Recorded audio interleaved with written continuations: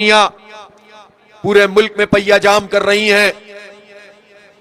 हर फर्द परेशान है। कीमतें आसमान से बातें कर रही हैं। इन्होंने ऐसे मौके पर जब पूरी दुनिया में लोगों ने इस जंग से जो असरात पैदा हुए थे तो अपने अवाम को रिलीफ देना शुरू किया था। हमारे खित्ते में जितने मुमालिक हैं, फरवरी में जब यह जंग शुरू हुई और अमेरिका और इसराइल ने ईरान पर हमला किया, इंटरनेशनल मार्केट में पेट्रोलियम की कीमत बढ़ गई, तो इन मुमालिक ने कीमतें नहीं बढ़ाई। बहुत महदूद कीमतें में अगर किसी ने किया तो इजाफा किया, लेकिन पाकिस्तान में वो तबका हम पर मुसल्लत है जिसने उन बदतरीन हालात में भी पाकिस्तान के लोगों का खून निचोड़ा। सिर्फ पेट्रोल की कीमत में इजाफा नहीं किया, बल्कि लेवी में भी इजाफा कर दिया, टैक्सों में भी इजाफा कर दिया। और जब लोगों को सब्सिडी मिलनी चाहिए थी, रिलीफ मिलना चाहिए था, तो उस मौके पर हालात को बहाना बनाकर ज्यादा लूटना शुरू किया। और आपने कल की रिपोर्ट देख ली। कहते हैं कि लेवी का हमने एक हदफ रखा था, लेकिन इन्होंने सारे अहदाफ अपने इसी लेवी से पूरे कर लिए और अपने हदफ से भी 100 अरब रुपए ज्यादा लेवी पाकिस्तान के गरीबों से, तलबा से, नौजवानों से, मजदूरों से, मिडिल क्लास लोगों से इन्होंने वसूल की। और सिर्फ ये पेट्रोलियम की लेवी नहीं होती है, उसकी कीमतों में इजाफा नहीं होता, हर चीज महंगी हो गई है, हर घर परेशान है। जो लोग किराना के स्टोर पर जाते हैं और खरीदारी करते हैं, हर महीने बिल बढ़ता चला जाता है। रोटी दुश्वार हो गई है, लोगों को खाना खिलाना दुश्वार अपने बच्चों को हो गया है। लेकिन सब परेशान है, लेकिन ये हुक्मरान तबका परेशान नहीं है, इसलिए कि इनको ये सहूलत हासिल है कि ये तो वैसे भी लोगों की राय से मुसल्लत नहीं हुए हैं। इनको तो फॉर्म 47 के जरिए से लाया गया है, और जब ये फॉर्म 47 के जरिए से आए हैं तो ये समझते हैं कि आवाम तो कीड़े मकोड़े हैं, इनकी तो कोई हैसियत नहीं है, हम पर अगर हाथ है तो हम मौजूद हैं। लेकिन मैं ये जरूर बताना चाहता हूं कि अल्लाह ताला ने आवाम को बड़ी ताकत से नवाजा है। जब ये आवाम अपने हक के लिए निकलते हैं तो फिर ये कीड़े मकोड़े समझो या काकरोच समझो, ये बड़े बड़े तख्त उलट सकते हैं और ब्रिज उलट सकते हैं। अल्लाह ने आवाम को बहुत ताकत दी है, इसलिए मत नाज करो अमेरिका पे या अमेरिका के ज़ेरे साया यहां निजाम चलाने वालों पे, ताकतवरों पे। किसी की कोई ताकत नहीं होती। जब अल्लाह की मदद से लोग निकलते हैं तो फिर उसके नतीजे में खसो खाशाक की तरह ये सब बह जाते हैं। इसलिए ये मत समझो कि हमने लोगों को दबा लिया है, हम ताकत के जरिए से लोगों को कुचलते हैं, हम पुलिस को चादर और चार दीवारी उसको पामाल करते हुए इस्तेमाल करके लोगों को धमकाते हैं। ये मत समझो कि ये लोग इसी तरीके से बैठे रहेंगे, ये निकलेंगे और इस तरह से निकलेंगे कि हसीना वाजिद को तो एयरलिफ्ट मिल गई थी, शहबाज शरीफ साहब हो सकता है आपको एयरलिफ्ट भी ना मिले।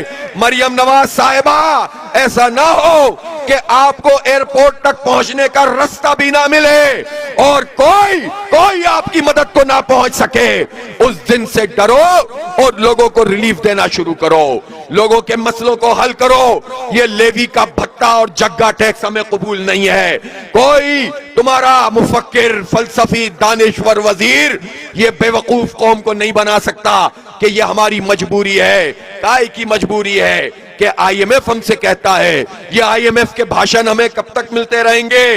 पिछली मर्तबा से पिछली मर्तबा जब बड़े मियां साहब मौजूद थे, उन्होंने ये कहा था और उससे भी पहले कहा था कि ये IMF का आखिरी प्रोग्राम है। फिर दरमियान में आए तो तब भी कहा आखिरी प्रोग्राम है। फिर उसके बाद छोटे भाई आए तो उन्होंने भी कहा आखिरी प्रोग्राम है, और अब 24वां प्रोग्राम भी चल रहा है।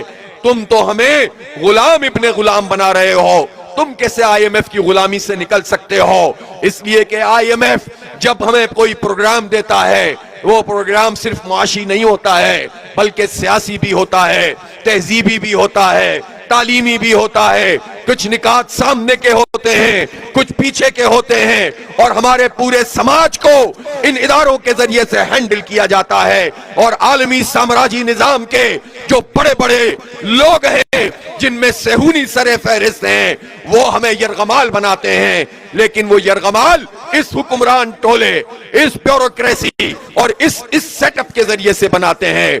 इसलिए IMF के प्रोग्राम में जाकर ना पहले लोगों को रिलीफ मिला है, ना अब मिल सकता है। और ये मत कहो कि हम डिफॉल्ट कर जाएंगे। हम पहले भी कहते थे कि पाकिस्तान को कोई नजरअंदाज नहीं कर सकता। अगर पाकिस्तान ऐसा मुल्क होता, इसकी जियो स्ट्रेटेजिक पोजीशन इतनी खराब होती, इसके पास कुछ भी नहीं होता, तो क्यों पाकिस्तान को बैनुल अक़वामी हैसियत हासिल है? क्यों इतना तारीखी मुआहदा हुआ है?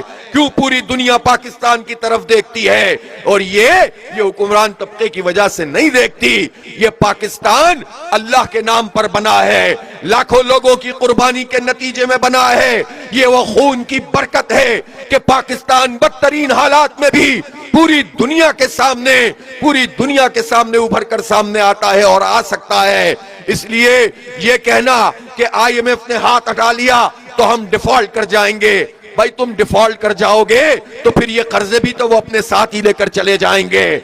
ईरान पर पाबंदियां लगी और उसका नाटका बंद हुआ तो ईरानी कौम मर नहीं गई, बल्कि और ज्यादा कुव्वत से उठकर खड़ी हो गई। उसने अस्करी महाज में भी अमेरिका और इस्राइल को शिकस्त दी और माशी दुनिया में भी सरवाइव करके दिखाया। इसलिए कि नजरिए की कुव्वत थी, इसलिए कि अकीदे की कुव्वत थी, अवाम का साथ था और वहां का इनकलाब अवाम लेकर आए थे। इसलिए पाकिस्तान में ये भाषण अब बहुत हो गए कि IMF के बगैर हम नहीं चल सकते। IMF के बगैर शहबाज शरीफ और नवाज शरीफ और मरियम नवाज नहीं चल सकती, जरदारी साहब नहीं चल सकते, ये अरेंजमेंट नहीं चल सकता। अवाम खूब चल सकते हैं, इसलिए हमें बेवकूफ मत बनाओ। साफ साफ बात करो कि हम ये लेवी अवाम पर नहीं लगा सकते। क्या मजाक है? तालिब इल्म जिसकी आमदनी कोई नहीं वो टैक्स दे रहा है, मजदूर टैक्स दे रहा है, किसान टैक्स दे रहा है। क्या मजाक है? तनख्वाहदार तबके से टैक्स ले रहे हो। हर घर में जो बिजली का बिल आता है उस बिल में 36 तरह के टैक्स लगे हुए होते हैं। पेट्रोलियम की लेवी अलग है और इसके अलावा कितने मार्जिन हैं और कितनी कस्टम ड्यूटी है और कितने डीलर्स के मार्जिन हैं, वो सब लग जाते हैं। अभी पिछले दिनों तो डीलर्स ने भी हड़ताल की। जब बात की, हुकूमत ने उनसे बात करके उनका मुतालबा मान लिया। पूरे पाकिस्तान में चंद डीलरों की बात मानते हो, 25 करोड़ लोगों की बात नहीं मानते। इसलिए कि शायद तुम ये समझते हो कि ये 25 करोड़ लोग हमने इनको तकसीम किया हुआ है, इन 25 करोड़ लोगों को हमने पेट की आग में जलाया हुआ है। तुम ये समझते हो कि ये मिलकर इकट्ठे होकर निकल नहीं सकते, इनके पास अब कोई लीडरशिप नहीं है। लेकिन ये तुम्हारी भूल है। पिछले चंद दिनों का मुशाहिदा कर लो कि पूरे पाकिस्तान में लोग निकलना शुरू हो गए हैं और अपने हक के लिए आवाज उठाना शुरू हो गए हैं। और जिस जमात इस्लामी के बारे में तुम ये समझ रहे थे कि तो ये तो कोई ज्यादा टफ टाइम नहीं दे सकती, तो तुमने 510 मुकामात पे जमात इस्लामी ने अवाम की मदद से जिस तरह सड़कों को बंद किया है, तुम्हें पता चल गया होगा कि ये जमात इस्लामी है, ये नजरिए की कुव्वत पर मौजूद है, ये अकीदे की बुनियाद पर मौजूद है, ये इनकलाब के रास्ते की मुसाफिर है, इसका कारकुन तरबियत याफ्ता है और एक बड़ी स्ट्रीट पावर जमात इस्लामी के पास मौजूद है। और जब आवाम के साथ इसका कनेक्शन हो रहा है, नौजवान इसके साथ जुड़ रहे हैं, उनके इश्यूज को हम टेकअप कर रहे हैं, उनके सर पर हाथ रख रहे हैं, उनको पढ़ा रहे हैं, उनको आगे बढ़ा रहे हैं, तो लोगों को पता चल रहा है कि हमारी आवाज कौन उठा रहा है, जमात इस्लामी उठा रही है। तो ये नौजवान जो यहाँ मौजूद हैं, ये जुड़ते चले जा रहे हैं, ये आगे बढ़ते चले जा रहे हैं। और अभी तो काम शुरू हुआ है, तालीमी इदारे खुल रहे हैं और जब तालीमी इदारे पंजाब के खुल जाएंगे तो मुझे नाज़िम आला ने भी बताया कि बड़ी तहरीक तालीमी इदारों से भी हम शुरू करने जा रहे हैं। और इंशाअल्लाह ताला अवाम के हक के लिए, नौजवानों के हक के लिए, तालीम के हक के लिए, अपने इलाज की सहूलत के हक के लिए और रोटी के हक के लिए, रोजगार के हक के लिए और इस जुल्म के खिलाफ आवाज उठाने के लिए जो जिद्दोजहद की जाएगी, इंशाअल्लाह ये नौजवान भरपूर तरीके से सड़कों पे मौजूद होंगे।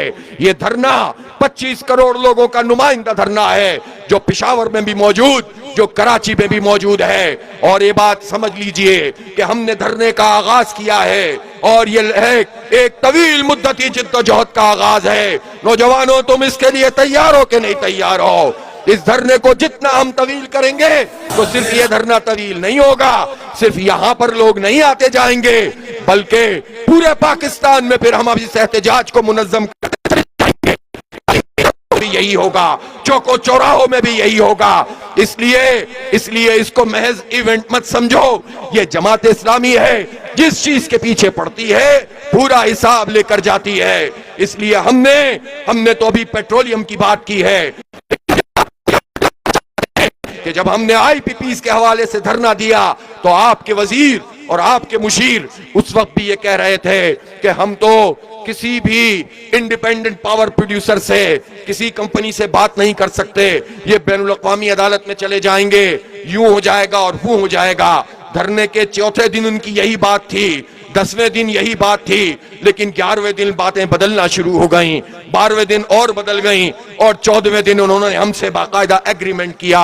और फिर हम एग्रीमेंट करके घर नहीं चले गए, हमने हड़ताल की, पूरे पाकिस्तान में हड़ताल की, फिर इनका ताक़ुब किया और बिलाखिर इन्हें मजबूर किया कि इन्होंने 18-19 IPP से निगोशिएट किया। बिजली के बिल कम हुए और इससे ये बात पूरी कौम को पता चली कि जब जिद्दोजहद की जाती है तो नतीजा खेज होती है। लेकिन फिर उसके बाद हमने इनको मजीद मोहलत दी, ये इस मोहलत से फायदा नहीं उठा सके और मजीद बिजली को इन्होंने कम नहीं किया। लिहाजा हमारे धरने का एक चार्टर ऑफ डिमांड है और चार्टर ऑफ डिमांड में मोटी मोटी बातें हैं, बाकी सब तफसीलात अपनी जगह है। सीधी बात यह है कि ये जबरी भत्ता और जग्गा टैक्स लेवी की सूरत में ये पाकिस्तानी कौम को कबूल नहीं है। हम किसी भी सूरत में भी अब इस लेवी को कबूल नहीं कर सकते। हम ये समझते हैं कि इस वक्त बिल्कुल जेन्युइन तरीके से 225 रुपए पेट्रोलियम की कीमत आ सकती है, इसलिए कि इस वक्त भी एक्स रिफाइनरी 195 रुपए है, बाकी तो इन्होंने 130 रुपए का टैक्स लगाया हुआ है जिसमें 80 रुपए की लेवी मौजूद है। लिहाजा ये टैक्स और ये लेवी खत्म की जाए और ये कस्टम ड्यूटी खत्म की जाए तो 225 पर रेट आ जाएगा। हमारी तीसरी डिमांड ये है कि जो पावर प्रोड्यूसर्स, जो इंडिपेंडेंट IPPs है, जो बातचीत का सिलसिला खत्म हुआ था, दोबारा उसको शुरू किया जाए। कुछ के 26 में मुआहदे खत्म हो रहे हैं, कुछ के 27 में खत्म हो रहे हैं, इसका कोई रिन्यूअल ना किया जाए, इसलिए कि पाकिस्तान में बिजली पैदा करने की सलाहियत इस वक्त हमारे इस्तेमाल से कहीं ज्यादा है और हुकूमत की नाअहली की वजह से मैं फिर ये कहना चाहता हूं, शहबाज शरीफ साहब, आपकी और आपके वुज़रा की और आपकी ब्यूरोक्रेसी की जो नाअहली है और जहालत है, उसकी वजह से ये हुआ है कि लोग सोलर की तरफ चले गए हैं और मजीद डेफिशिएंसी आ गई है, मजीद कैपेसिटी पेमेंट का बहरान आ गया है। तो ये सिलसिला इसी तरह से जारी रहेगा। आपकी नाअहली भी और आपके लोगों की करप्शन भी जारी रहेगी और लोग भी मरते रहेंगे।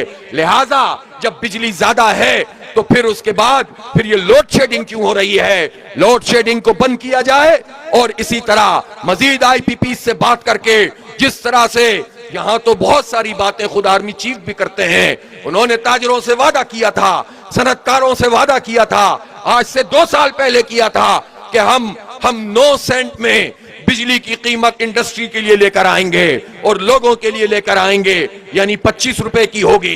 तो वो 2 साल गुजर गए, ये काम क्यों नहीं हो सका है? ये सब कुछ हो सकता है। तो बिजली की कीमत को कम किया जाए, इसी तरह लोड शेडिंग को खत्म किया जाए, इंडिपेंडेंट पावर प्रोड्यूसर्स को कैपेसिटी पेमेंट बंद करो। किसी एक कंपनी में भी ये जुर्रत नहीं है कि वो बैनुल अक़वामी अदालत में जा सके। जो पाकिस्तानी कंपनियां हैं, जो शहबाज शरीफ और शरीफ खानदान की कंपनियां हैं, जो जरदारी खानदान की कंपनियां हैं, क्या ये जुर्रत रखते हैं कि ये पाकिस्तान के खिलाफ जाएंगे?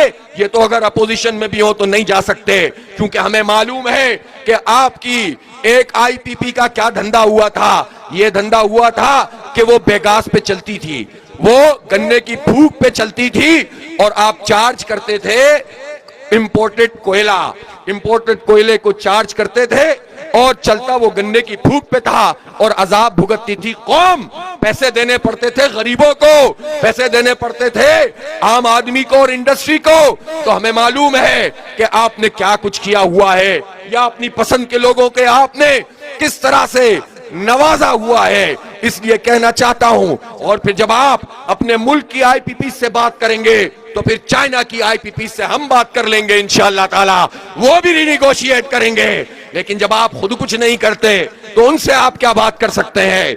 इसलिए मेरे भाइयों और दोस्तों, हमारी ये डिमांड है कि आईपीपीज माफिया को लगाम दी जाए, और अगर इनका फॉरेंसिक ऑडिट हो गया तो चौकों में लटकने के काबिल होंगे, ये चौराहों पे लटकने के काबिल होंगे जो कौम के साथ इन्होंने धंधा किया है। आपको पता है कि पाकिस्तान में पिछले साल क्या हुआ है? बिजली बनाने के लिए जिस तवानाई की कीमत होती है, जो पैसे चाहिए होते हैं, वो तो थे तकरीबन 1800 अरब रुपए और 1700 अरब रुपए। लेकिन जो बिजली बनी ही नहीं, उसके पैसे इन चंद 100 लोगों को जो दिए गए हैं वो 1800 अरब रुपए से भी ज्यादा हैं। यानी बिजली बनने की कीमत, बिजली ना बनने की कीमत, इसमें भी फर्क है, और ना बनने के पैसे ज्यादा हैं। और हमारी जेबों पे डाका डालकर, हमारे बिल बढ़ाकर इन्होंने एक छोटी सी माफिया को नवाजा है। ये निजाम अब नहीं चलेगा। इसलिए सीधे सीधे बात करो और कैपेसिटी पेमेंट को बंद करना शुरू करो। अगर बिजली ज्यादा हमारे पास है तो आप डेटा सेंटर क्यों नहीं बनाते हो? 10 साल से क्या मजाक इस मुल्क में हो रहा है? दुनिया कहां से कहां जा रही है? हमारे पास कोई स्कीम भी मौजूद नहीं है। हर चीज का इलाज यह है कि ट्रैक्टर की स्कीम निकाल दो, मरियम नवाज की तस्वीर लगा दो, और किसानों के लिए, चंद लोगों के लिए कार्ड बना दो, अपनी तस्वीर लगा दो। सेहत की सहूलतें नहीं पहुंचाएंगे, छोटे मोटे कार्ड बना देंगे। अस्पतालों को अपग्रेड नहीं करेंगे, डॉक्टरों को पूरे पैसे नहीं देंगे, पैरामेडिकल स्टाफ को सहूलत नहीं पहुंचाएंगे, सिस्टम को ठीक नहीं करेंगे, और लोगों को बेवकूफ बनाने के लिए अस्पतालों का दौरा ये मलका रानियां करेंगी और लोगों को मुअत्तल करेंगी। ये जो पुराना स्क्रिप्ट है मरियम नवाज और शहबाज शरीफ साहब, ये नहीं चल सकता। अब कौम बहुत बाशऊर है, अब ये पुराना स्क्रिप्ट नहीं चलेगा। अब आपको हक देना पड़ेगा, हर तबके को हक देना पड़ेगा, और अपनी मुराद को, अपनी अय्याशियों को कम करना पड़ेगा। हमारा ये मुतालबा है कि जो जितने सरकारी अफसर हैं, चाहे वो मिलिट्री के हैं या सिविल ब्यूरोक्रेसी के हैं, चाहे वो सियासतदान हैं, एमपी हैं या एमएनए हैं, किसी कमेटी के चेयरमैन हैं या वजीर है या मुशीर है, सबसे बड़ी कैपेसिटी की जो गाड़ी होनी चाहिए वो 1300 सीसी है। मर नहीं जाओगे 1300 सीसी की सरकारी गाड़ी में बैठकर, इंतकाल नहीं फरमा जाओगे। आपको बड़ी गाड़ी चलानी है, अपनी जाती गाड़ी चलाओ, लेकिन कौम की जो गाड़ी है वो 1300 सीसी से ज्यादा नहीं होनी चाहिए। ये आपकी अय्याशियों के पैसे हम दें।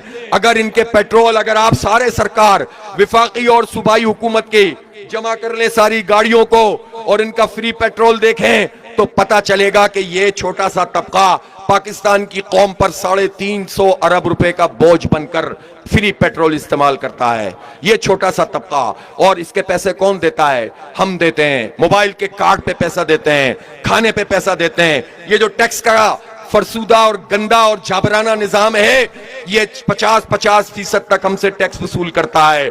इसलिए ये जुल्म का सिस्टम अब नहीं चलेगा। कोई ऐसी बात मैं नहीं कर रहा जो ऐसी ना हो कि जिस पर अमल नहीं हो सकता।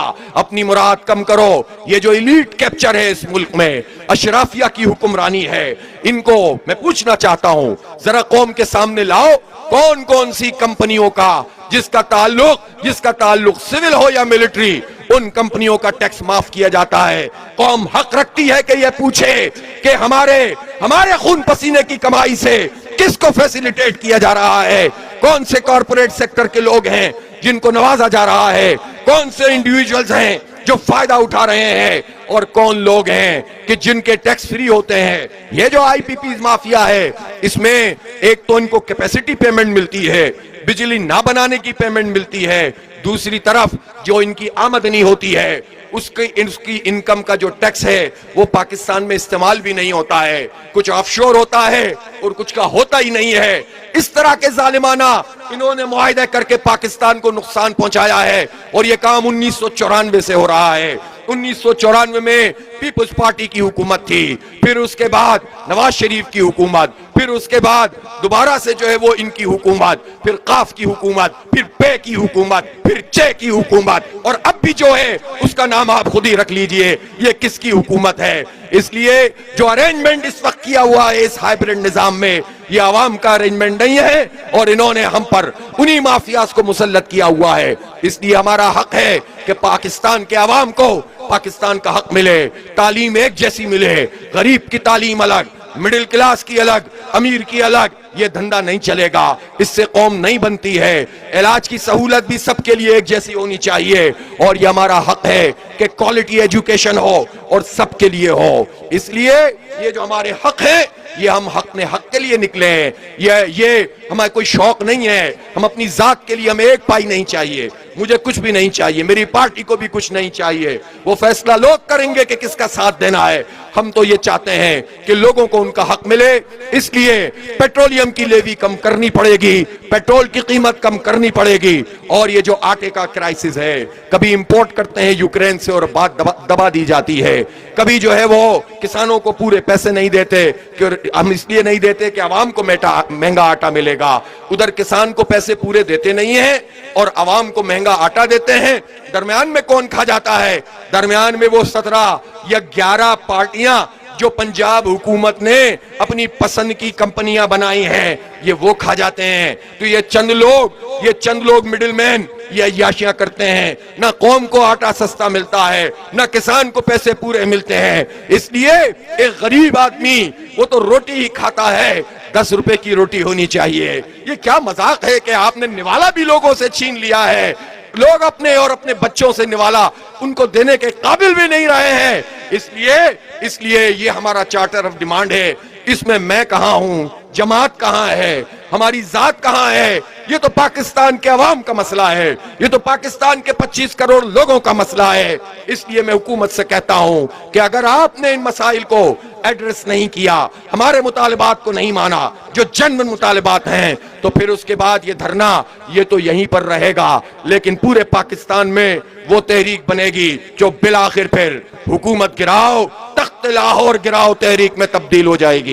होश के नाखुन लो, होश के नाखुन लो, ये जमात इस्लामी है। इसलिए फौरी तौर पर इन इश्यूज को एड्रेस कर लिया जाए तो यही गनीमत है।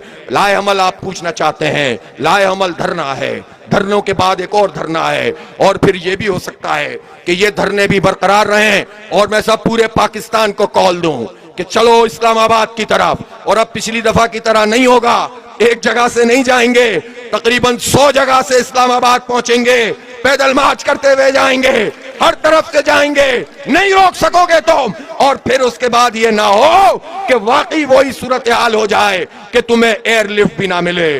उससे बचने की कोशिश करना चाहते हो तो आओ, बैठो, बात करो। और मैं पहले भी कहा था और अब भी कह रहा हूं, हमें ऐसी कोई कमेटी मंजूर नहीं जिसमें आप हमें इस्लामाबाद के दफ्तरों में बुलाकर अपनी ब्रीफिंग दें। हमें आपकी ब्रीफिंग पता है, हमें सब कुछ पता है, हमारे पास टेक्निकल लोग मौजूद हैं, हम पढ़े लिखे लोग हैं, अल्हम्दुलिल्लाह सब चीजें जानते हैं। हमें तो ये चाहिए कि आप आइए, बैठिए, इज्जत के साथ बात कीजिए और हमारे मसाइल को एड्रेस कीजिए। हमारे चार्टर ऑफ डिमांड पर बात होगी तो कमेटी के साथ मुज़ाकरात होंगे। ब्रीफिंग लेने हम इस्लामाबाद नहीं जाएंगे, ऐसी कमेटी को हम मुस्तरद करते हैं। आप तैयार हैं इसके लिए कि नहीं तैयार है?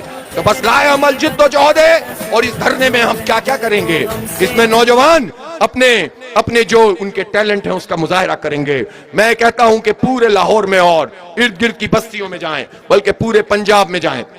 कराची के लोग इसको अरेंज करें, पिशावर के लोग उसको अरेंज करें, कोयटा में भी हालात के बावजूद इंशाअल्लाह एहतजाज का सिलसिला चलेगा। और मैं ये कहना चाहता हूं कि आप स्पोर्ट्समैन को लेकर आएं, आप डॉक्टर्स को, आप इंजीनियर्स को, आप जो है वो पैरामेडिकल स्टाफ है और मजदूर हैं, किसान हैं, और इस तरह के जो माशरे के तबकात हैं, वकला हैं, सिविल सोसाइटी है, वो सब यहाँ पर आए। ये सबका स्टेज है, ये जमात इस्लामी की सिर्फ मेजबानी है, ये पाकिस्तान के 25 करोड़ लोगों का स्टेज है। कोई पॉलिटिकल पार्टी यहाँ पर आकर अपनी बात करेगी, हम उसको इंशाअल्लाह ताला इज्जत देंगे, इसलिए कि ये जमहूरी रवैया हमारा होता है। और मैं एक और भी बात कहना चाहता हूं कि हम अपने स्टेज को इंशाअल्लाह हक और सच का स्टेज बनाएंगे। ठीक है, लोगों के जज्बात भी होते हैं, आपके नारे भी होते हैं, लेकिन मैं ये चाहूंगा कि नौजवान खास तौर पर ऐसी कोई बात ना करें कि जिसके नतीजे में हमारा मेयार कम होता हुआ दिखाई दे। उनका जो बात है वो तो हम जानते हैं, लेकिन हमने, अल्लाह का शुक्र है, हमारे बड़ों ने हमारी तरबियत की है, हमारा अपना एक मेयार है, हम उसको बरकरार रखेंगे, हक कहेंगे, सच कहेंगे, और हम ना एग्जेजरेशन करेंगे ना बात को छुपाएंगे, इसलिए कि हम जानते हैं कि अदल का रास्ता ही कामयाबी का रास्ता होता है। सच बात करेंगे इंशाअल्लाह, हक बात करेंगे, डट कर खड़े होंगे और इंशाअल्लाह हुकूमत को पीछे धकेलने में कामयाब हो जाएंगे। हक देना पड़ेगा, पेट्रोलियम की कीमत कम करनी पड़ेगी इंशाअल्लाह। वाखिरु दावाना अल्हम्दुलिल्लाहि रब्बिल आलमीन। आपसे बार बार मुलाकात होगी, सुबह भी होगी इंशाअल्लाह, रात में भी लोग मौजूद रहेंगे। और मुझे इस मौके पर आखिर में याद आ रहे हैं हमारे बहुत ही हर दिल अजीज क़य्यम, हमारे भाई, हमारे दोस्त, हमारे हमदम अमीरुल अजीम भाई। वो अमीरुल अजीम भाई जो पिछले धरने में भी कैंसर जैसे मूजी मर्ज में मुब्तला थे, लेकिन जिस तरह उन्होंने भरपूर तरीके से रहनुमाई की थी, जिस तरीके से उन्होंने पूरे ऑर्गेनाइज किया था, और जिंदगी के आखिरी लम्हात तक वो जमात इस्लामी की तमाम तर चीजों में ना सिर्फ ये कि शरीक रहे, बल्कि जो उनसे बन सका वो करते रहे, हमें बहुत याद आते हैं। उनके लिए मैं खास तौर पर कहता हूं कि आप दुआ करें उनकी मग़फ़िरत के लिए, उनकी दर्जात की बुलंदी के लिए, और जितने भी हमारे बुजुर्ग दुनिया से रुखसत हो गए हैं, हमारे साथी, हमारे दोस्त, सबके लिए दुआ करें, मरीजों के लिए शिफा की दुआ करें। और उसके साथ साथ आप इसके लिए तैयार रहें कि यहाँ पर हम बहुत सारे मुकाबले भी मुनक़िद करेंगे। रबीउल अव्वल का मौका है तो सीरत का मुकाबला भी होगा, तकरीरों का, नातों का मुकाबला भी होगा इंशाअल्लाह, महफिल हुस्न क़िरत भी होगी, और उसके साथ साथ तरानों का मुकाबला भी होगा, उसके साथ साथ कराटे का भी मुकाबला होगा। अगर कोई फुटसॉल लगा सके तो वो भी हम नौजवानों के लिए लगा देंगे, कोई फूड स्ट्रीट बना सके तो वो भी आप बना दें। इसको एक ऐसा धरना बना दें जो तमाम लाहौरियों का और पूरे अहले पंजाब का हो। कराची वाले पूरे कराची और सिंध का धरना बना दें, पेशावर वाले पूरे केपी का धरना बना दें, इंक्लूसिव हो जाएं, सबको साथ लेकर चलें इंशाअल्लाह। इंशाअल्लाह हुकूमत को झुकना पड़ेगा। हमारी कोई अना नहीं है कि हम झुकाना चाहते हैं, हम अवाम के लिए उन्हें धकेल कर अवाम का हक लेना चाहते हैं। वाखिरु दावाना अल्हम्दुलिल्लाहि रब्बिल आलमीन।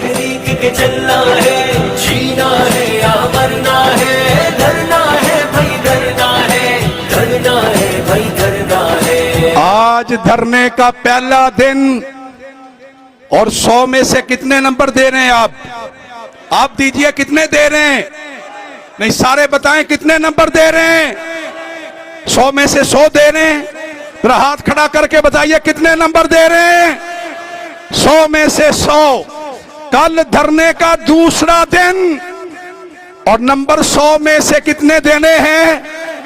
नहीं, 100 नहीं, कल 110 नंबर चाहिए 100 में से। देने के लिए तैयार हो? कल 100 में से कितने नंबर लेने हैं? 110 लेने हैं। और उसके लिए लाजमी है कि बैठना पड़ेगा तो बैठेंगे, लेटना पड़ेगा तो लेटेंगे, और इंशाअल्लाह